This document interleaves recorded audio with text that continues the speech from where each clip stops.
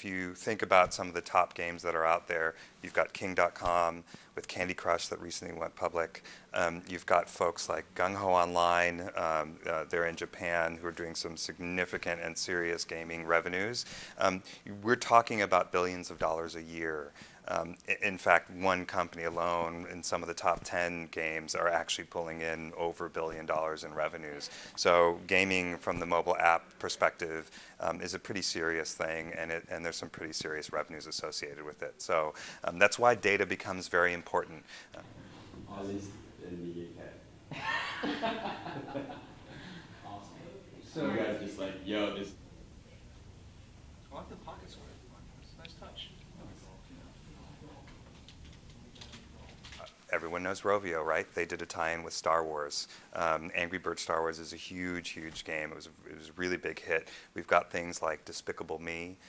We've got things like Iron Man, Fast and Furious. And these things are coming not just from the picture studios, so Universal, Disney. Oftentimes they're actually created by app publishers, right? So folks like Kabam, folks like Gameloft, they're out there actually designing and helping to create these experiences.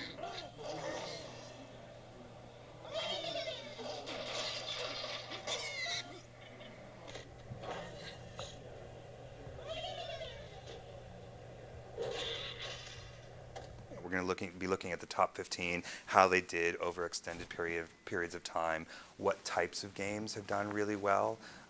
So for instance, a lot of the city building games, like the Sims style games, doing really, really well. So there's a Hobbit game where you build a kind of a Hobbit village. We've got the Simpsons Tap Dot, which is a classic one, of course.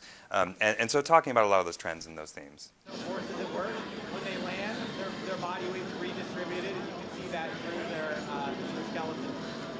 How about you guys just completely unrideable, just like very dangerous, because of its clear tires? Oh, come on! On its own. Yeah. Right? Yeah.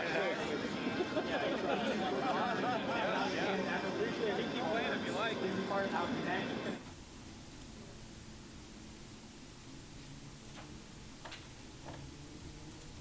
The video games are not just about the console anymore. And you see a lot of cross-pollination and hybridization across, you have Sony, Microsoft, Nintendo, you have EA, Activision, etc. But you also now have Wargaming and Riot Games making League of Legends, or mobile companies like King with Candy Crush, or Kabam or Supercell with Clash of Clans. And a lot of these upstart companies are making a bunch of money and doing very well with their business models. And so what we're seeing at E3 now is not just a focus on one platform, but on a multitude of different platforms and also an expansion in different business models.